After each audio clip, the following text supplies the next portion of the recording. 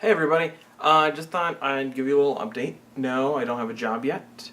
I'm still subbing. Well, I haven't gotten a sub call in a little while, but I was actually made this video to tell you about what happened to me when I was giving blood the other day.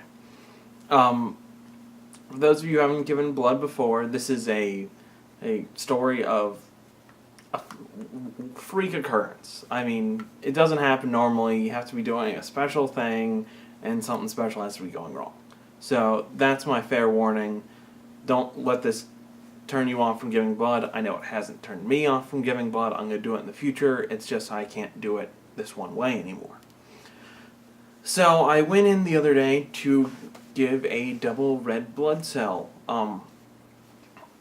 donation.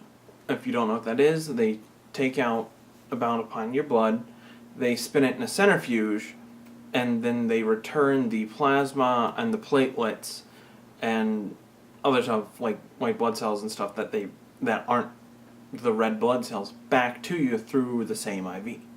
Well, normally this feels sort of weird, and they do this to you twice. They take the blood out, they spin it in the centrifuge, they give you back the stuff they don't need. And they take some more blood out, spin in the centrifuge, give you back more stuff they don't need. Which is fine. It feels sort of cold and tingly, and when the stuff comes back up your arm through your vein, it sort of makes your mouth feel cold, because it's slightly cooler than your body temperature, but it's sort of fun. Well, the other day when I went to give blood, this was 2 days ago now, I decided, I was going to do the same thing, the double red blood cell. And they hook you up to what's called an apheresis machine, which is the machine that spins out all the stuff and is the little centrifuge. Well, go in, do the little finger prick test, go through all the paperwork stuff. They set me down in the chair, they stick the needle in. Okay? The needle isn't drawing very quickly, so they pull it out a little bit, and it starts drawing, which was like, okay, they overshot a little bit. No big deal.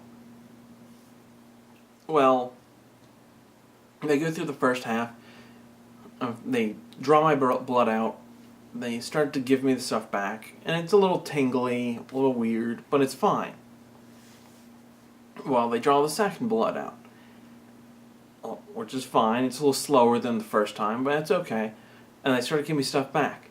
And my arm starts to feel intensely, like, pressurized pain. Like, my arm starts swelling up a little bit, my bicep, like, puffs up, and I'll show it to you in a second. But it just really hurts. So they stop the machine, and they don't give me any of the fluids back, they just stop it. They've got all the stuff they need to make my blood donation, but they can't give me all my fluids back, which I'm like, okay, that's fine. They give me an ice pack for my arm because it's pretty swollen, and it hurts a fair amount, and it's tough to move, but it's, I was just like, okay, I'll have some bruising, no big deal.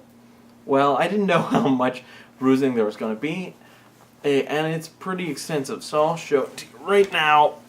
There it is. So you can see right there's when they stuck the needle. And this is the area that puffed up the most. It's all nice and purpley and blue.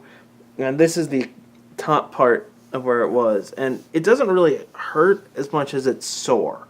Like, moving my arm in certain positions hurts. Like, doing this is a little sore.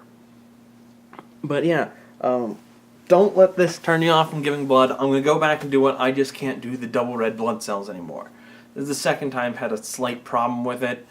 So, but yeah, giving blood's awesome, and you guys should be doing it more and more and more and more. Or, if you can, if you got enough blood to give away some. I think everybody does, though. So yeah, that's my little story, and I'll see you guys later.